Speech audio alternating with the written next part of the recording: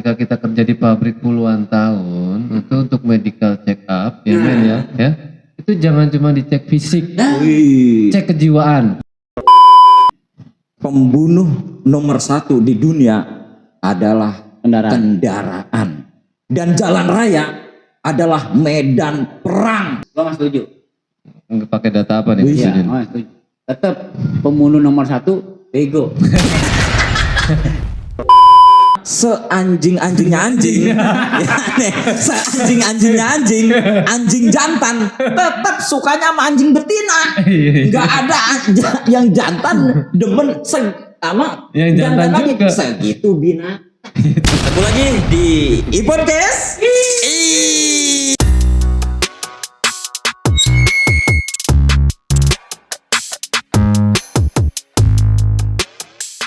Coba kita bayangin, dulu kan motor kalau lagi suka ngoprek motor kan stang dibuat stang jepit ya kan. Posisi kita itu kan agak nungging. Terus ini nih apa rapat ya kan. Posisinya inilah ya gitu tuh. Kita nyampe duluan nih, contoh nih nyampe kerjaan karena saking antrinya nggak ada, saking cepet saking lancarnya. Kita nyampe duluan juga udah nyampe juga bingung gitu, tengok. Mau ngapain lah? udah turun dari motor, posisi jalannya jadi begini.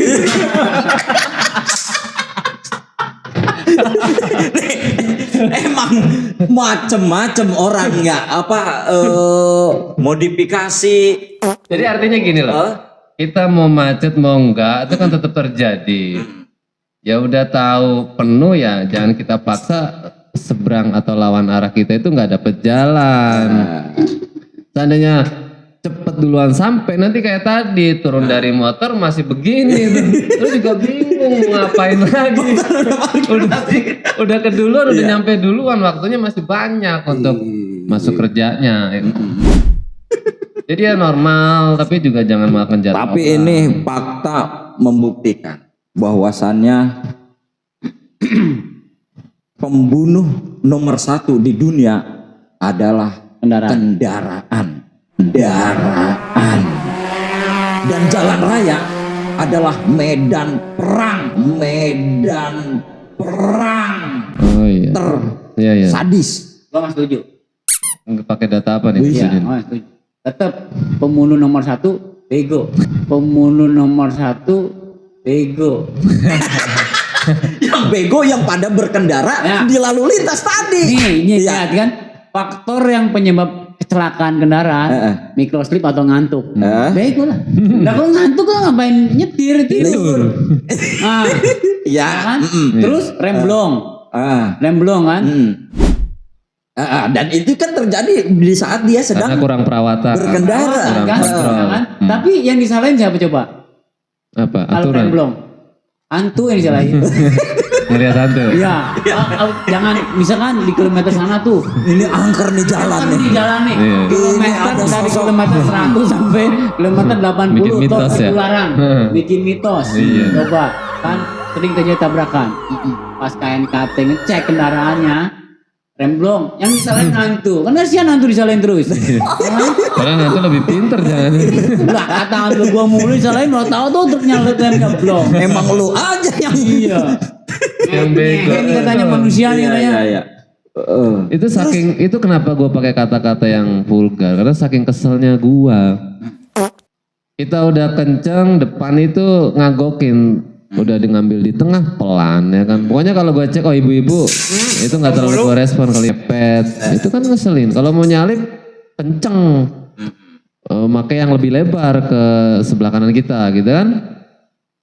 Kemudian kondisi yang bikin orang banyak gagal paham tuh ketika jalan udah hujannya nggak gede ya, gerimis, kemudian tapi airnya udah berkubang tuh di jalan bolong, kenceng tuh, kenceng tapi di kiri, kan nyipratin itu bikin emosi biasanya tuh. Ya harusnya bolehlah kejar-kejaran karena nggak terima, tapi kalau nyalip kenceng di kanan ya kan dan nyipratin itu harusnya jangan baper. Karena dia kebutuhan nyalip kan, walaupun jalannya ke genang air gitu.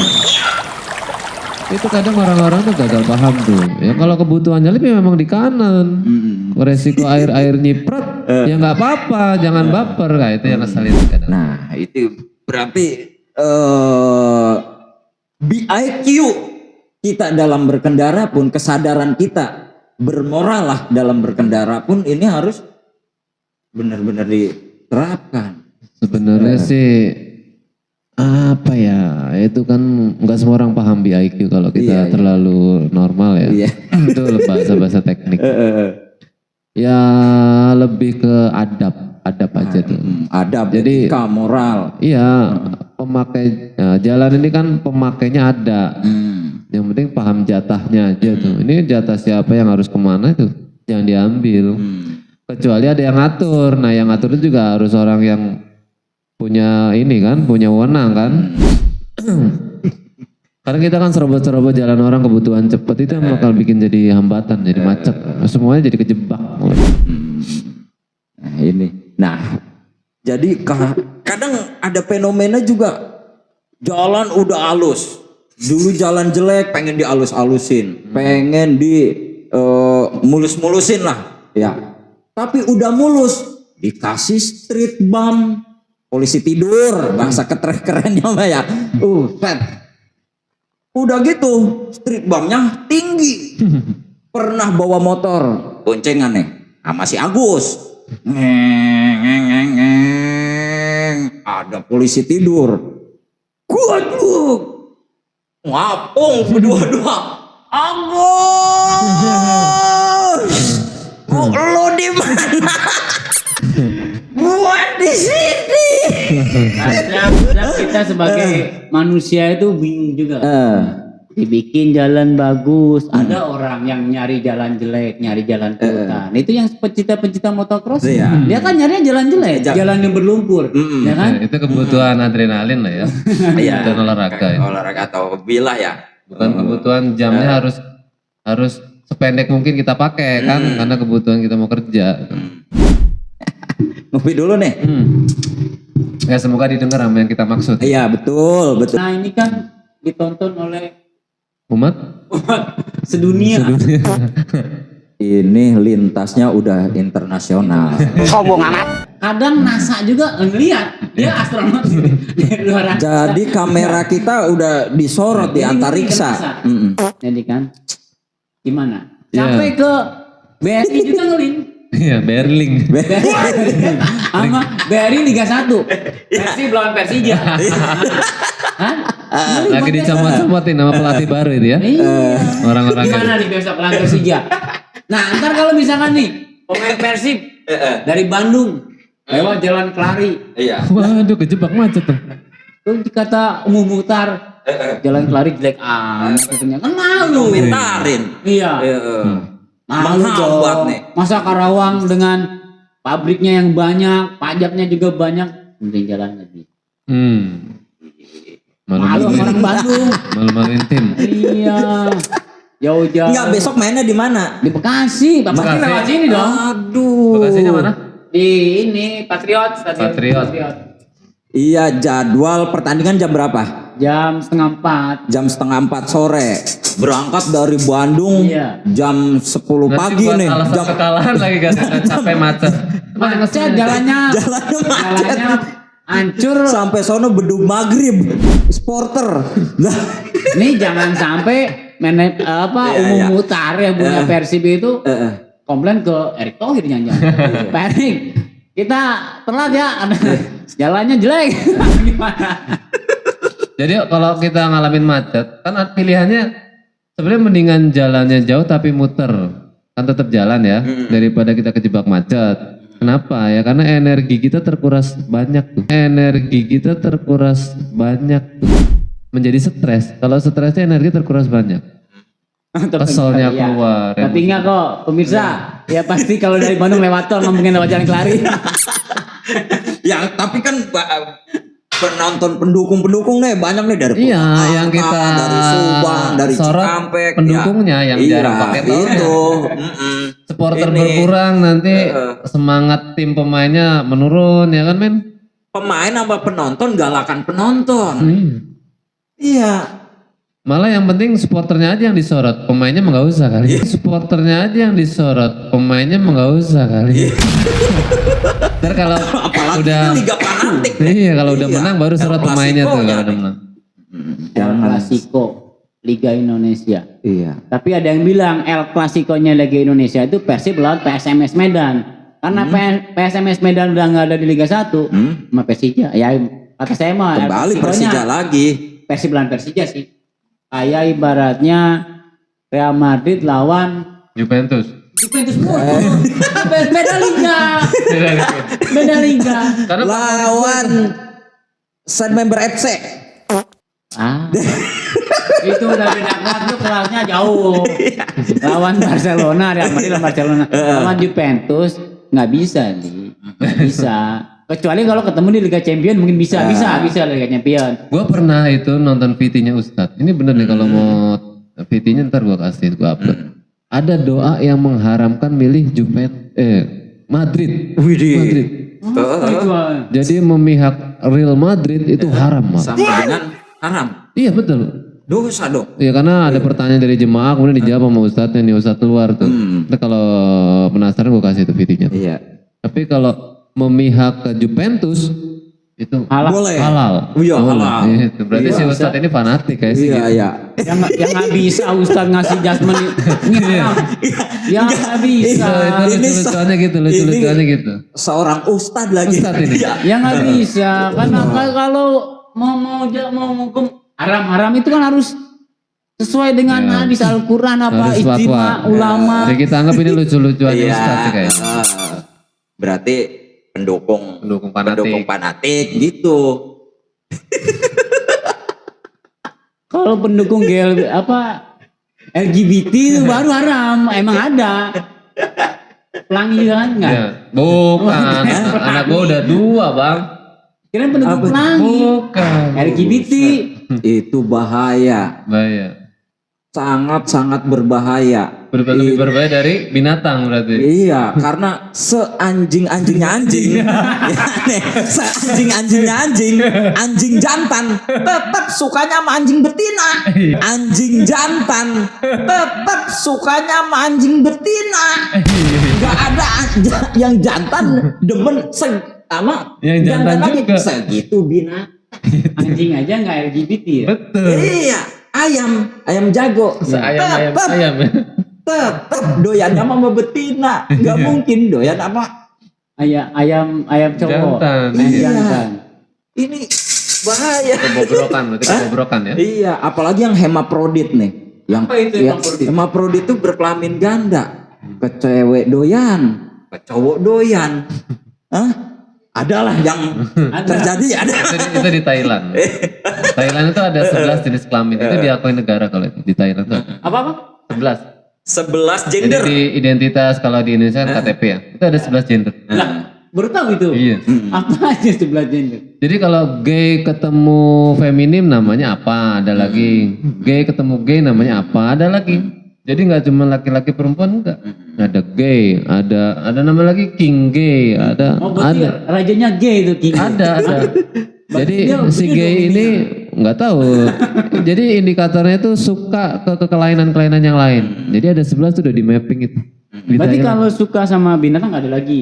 Enggak kalau itu enggak. Oh nggak ada. Kirain Jadi si feminim suka sama feminim yang lain itu karena kan melakukan hubungan seks kan. Itu tetap secara identitasnya ada namanya lagi tuh kalau di Thailand tuh gitu. Jadi memang dilegalkan di Thailand itu. Tapi ini kelainan seks ya artinya. Dan ini tidak diperbolehkan. Gak boleh. Ya, Tapi boleh. haram. Boleh. Di Indonesia pokoknya tidak, dan Islam tidak. Di Indonesia apa di Islam nih? Hah? Di Indonesia apa di Islam? Di Indonesia pun mentah-mentah kita menolak. Kalau kelainan jiwa, Hah? kelainan Nah jiwa. ini gue setuju nih. Boleh kan? Hah? Nih gue Kelainan setuju. jiwa. Kelainan jiwa itu jiwa Jiwanya jiwanya lain. yang udah lain. Iya. Kalau kelainan seks di Indonesia nggak boleh. Dia nggak Nggak bisa boleh. nggak boleh juga. Tapi kelainan jiwa boleh. Boleh bang. Boleh. Boleh. Makanya gue jadi ada ide yang Iya. dari komen dia. Apa tuh? Ketika kita kerja di pabrik puluhan tahun itu untuk medical check up ya men ya, itu itu jangan cuma dicek fisik, Wih. cek kejiwaan. Jangan cuma dicek fisik, Wih. cek kejiwaan. Saya tuh mental. pernah ngobrol kita nih. Betul. Coba kita Medical kejiwaan. Iya, ke manajemen usul tesnya jangan fisik, Fisik tapi mah tes udah. kejiwaan. Betul. Takutnya. Kan sekarang di pabrik kita banyak pelot nih, jangan banyak pelot orang-orang yang agak tanda kutip nih. Setengah on lah ya, setengah on. Banyak kontrak 1 kontrak 2 pelot itu. Iya. Kan? Nah, takutnya yang udah di 10 masa kerja 5 atau 10 tahun kejiwaannya terganggu. Iya. Bisa jadi. Jadi yang diundang psikolog ya. Iya, psikolog. Masukan yang Betul. best ini. Iya. Jadi jangan Terlalu banyak. nggak usah ngecek fisik lah ya. Iya, takutnya kan dia fisik seger bugar tuh Iya, kejiwaannya. maksudnya fisik tetap penting juga. Jadi jasmani dan rohaninya. Tapi ada upaya juga itu kita taklim itu mungkin kejiwaan Nah, kita nih. juga ada upaya lah di situ. Kejiwaan terganggu faktornya dari apanya? Biasanya. Biasanya beban psikis sama psikisnya berarti yang kena itu. Beban psikis. Jadi itu tidak terdeteksi secara fisik pasti kan. Kelihatannya mah nggak ada yang kurang. Mungkin BB-nya tetap normal. Penyakit-penyakit dalamnya juga dicek nggak ada ya kan. Tapi otak gimana? Makanya sebenarnya stres itu kan ketika kita udah mengalami stres itu kan kalau dicek di kamusnya itu kan namanya gangguan kejiwaan. Dan itu normal. Jadi stresnya memang boleh normal. Yang tidak normal itu ketika tidak bisa mengelola stres. Itu yang tidak normal. Makanya butuh ahli kan. Butuh. Itu yang kadang kita gagal paham tuh. Makanya banyak jalan pintas tuh beberapa orang yang ngambil kasus minum obat tidur atau obat sakit kepala yang punya efek tidur. Biar karena tidur dia jadi turun stresnya karena kan loading otaknya udah nggak aktif. Iya, saya tahu itu penyakitnya orang yang nggak bisa tidur. Itu insomnisa.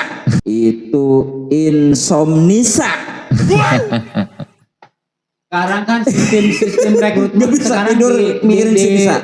di lembaga-lembaga kan ada tes kejiwaan juga. Di lembaga mana? Itu lembaga pemerintahan kali ya? Pemerintahan kayak kita polisi nih misalnya kalau kita disuruh megang pistol kan tes kejiwaan dulu. Iya. Ya kan? Tes kejiwaan. Mentalnya. Jangankan pistol yang benar-benar senpi resmi ya. Iya. Yang soft gun aja juga sama. Tes kejiwaan. Jadi sertifikatnya itu kita ada training ininya. Jadi Kejiwaan. karyawan yang mau megang granat tes kejiwaan itu takutnya diledak. Takutnya diledak.